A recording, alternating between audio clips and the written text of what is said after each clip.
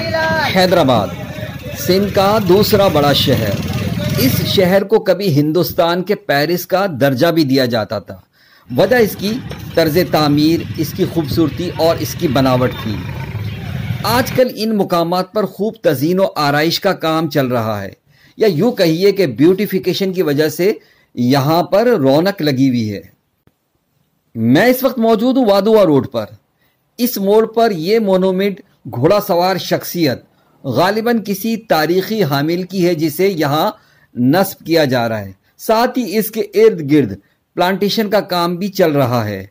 सामने नजर आने वाला फ्लाईओवर, जिसका रंग बिल्कुल फीका पड़ चुका है, इस पर भी तेज लाल रंग किया जा रहा है।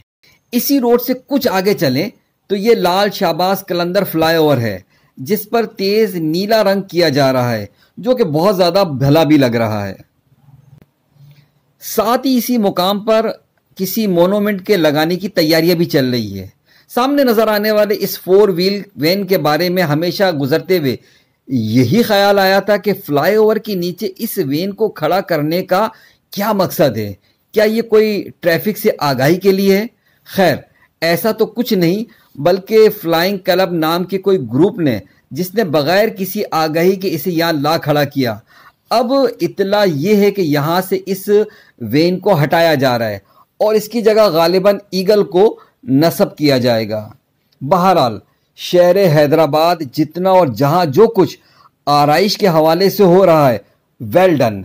लेकिन अगर पूरे शहर के अंदर पब्लिक साइन बोर्ड पर लगे ये सियासी बैनर्स भी, जो कि बहुत ज़्यादा बुरे लग रहे हैं और तवातुर के साथ लगाने का सिलसिला भी चल रहा है, इसने पूरे शहर हैदराबाद की इन अहम जगहों का हुस्न बर्बाद करके रख दिया है। वैसे भी अखलाकन देखा जाए तो इन जगहों पर पैनाफ्लेक्स किसी और तंजीम का या किसी और मजहबी लोगों का किसी भी तरीके से लगाना दुरुस्त है ही नहीं।